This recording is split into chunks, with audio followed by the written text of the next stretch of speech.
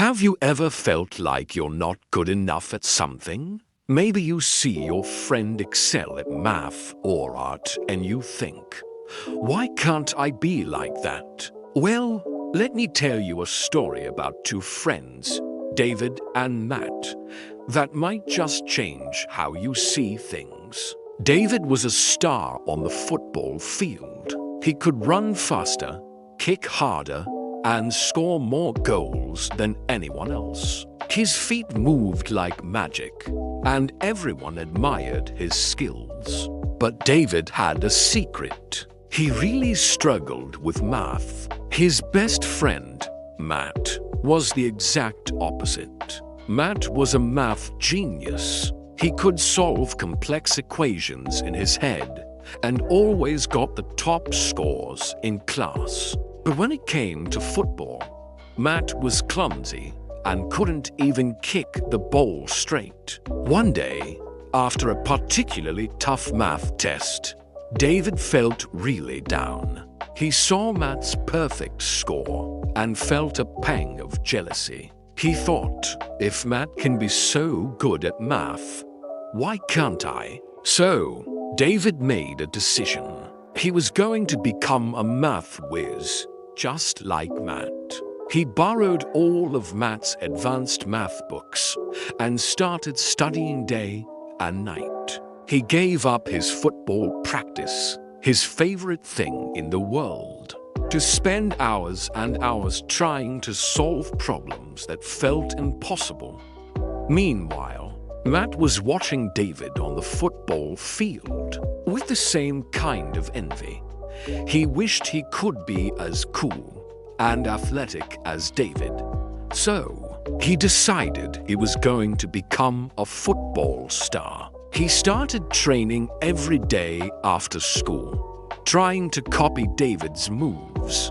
He ran until he was out of breath and kicked the ball against a wall until his legs ached. Weeks went by, and something strange happened. David wasn't getting much better at math. In fact, he was starting to hate it. The numbers just looked like a jumble, and he felt stressed and miserable all the time. He even started having trouble sleeping. And on the field, Matt wasn't improving either.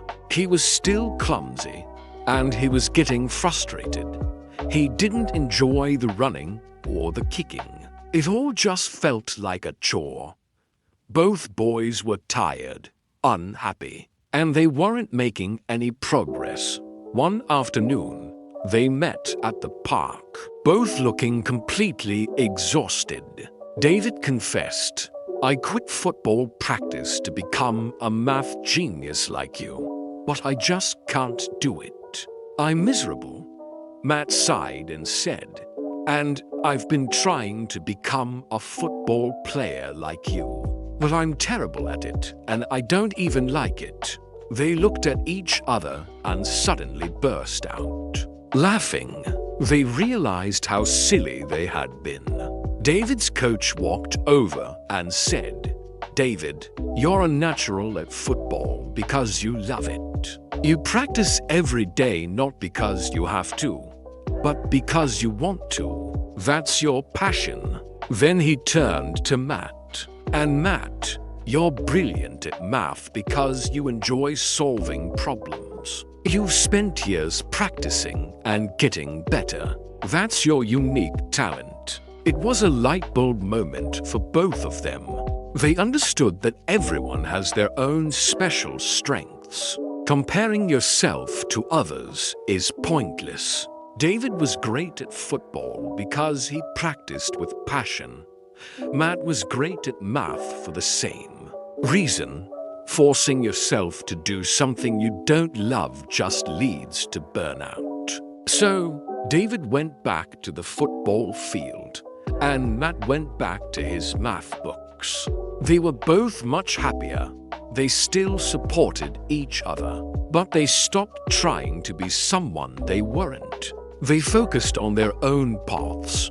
David became a legendary football player, and Matt went on to become a famous scientist. This story teaches us a powerful lesson. Success isn't about being good at everything.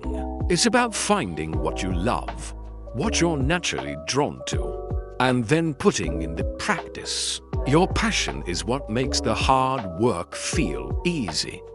It's what keeps you going when things get tough. And you know what?